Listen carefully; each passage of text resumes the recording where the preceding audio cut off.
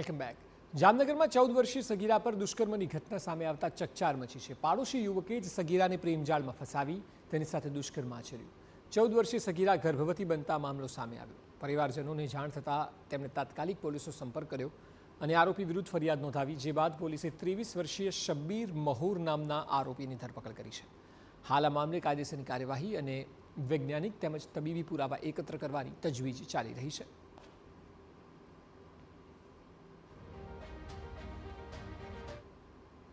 જે આ કામના ફરિયાદી છે તેમની સગીર વયની દીકરી એટલે કે 14 વર્ષની જે એક દીકરી હતી તેને પેટમાં દુખાવો થતો હોય ને સરકારી હોસ્પિટલ લઈ જતા ત્યારે તેને ગર્ભ રહેલો જણાયું.